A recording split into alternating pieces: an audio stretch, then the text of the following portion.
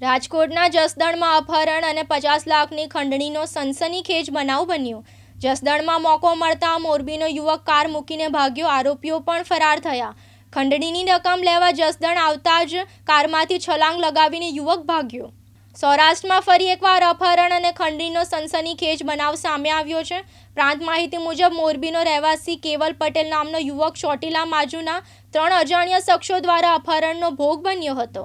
અપહરણકારોએ તેને ચોટીલા ખાતે ગોદી રાખીને તેની પાસેથી ₹50 લાખની ખંડણીની માંગ કરી હતી।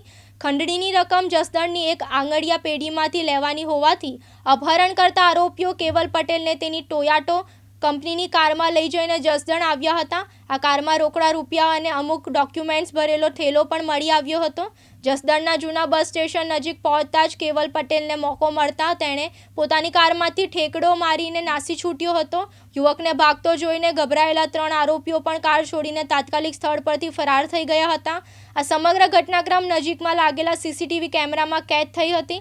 આ બનાવની જાણ થતાં જસદણ પોલીસ ઘટના સ્થળે દોડી આવી હતી અને કેવલ પટેલની કારને કબજે કરીને પોલીસ સ્ટેશને લઈ જવામાં આવી હતી। આ સનસનીખેજ ઘટનાના પગલે ઘટના સ્થળે લોકોના ટોળેટોળા એકઠા થઈ ગયા હતા અને ચકચાર મચી ગઈ હતી। આ ગંભીર બનાવમાં જસદણ પોલીસે હજુ સુધી કોઈ ગુનો નોંધ્યો નથી કે કોઈ આરોપીઓની ધરપકડની સત્તાવાર માહિતી આપી નથી, જેને લઈને પોલીસની ભૂમિકા શંકાના દાયરામાં આવી છે। આ અંગે જ્યારે જસદણ પોલીસ મથકના ઇન્ચાર્જનો ટેલિફોનિક સંપર્ક કરવામાં આવ્યો ત્યારે તેમણે સ્પષ્ટતા કરી હતી કે આ મેટર ચોટીલા પોલીસ સ્ટેશનની હતી, આપણી મેટર નથી। આરોપીઓને પકડવાની કાર્યવાહી ચોટીલા પોલીસ કરતી હશે। તે લોકો અહીંયા ફક્ત પૈસાની લેતી દેતી માટે જ જસદણ આવ્યા હતા। આમાં આપણે કોઈ ગુનો દાખલ કરવાનો ન થાય। જોકે સમગ્ર ઘટના જસદણની હદમાં બની હોવા છતાં ફરિયાદ ન નોંધાતા આ બનાવ ચોટીલા પોલીસને ટ્રાન્સફર કરીને જસદણ પોલીસ દ્વારા કેસને ભીનો સંકેલવાનો પ્રયાસ કરવામાં આવી રહ્યો હોય તેવી ચર્ચાએ જોર પકડ્યું છે। હવે જોવાનું એ રહ્યું કે ચોટીલા પોલીસ આ અંગે ગુનો દાખલ કરીને આરોપીઓની ધરપકડ કરવા માટે કેવા પગલાં લે છે।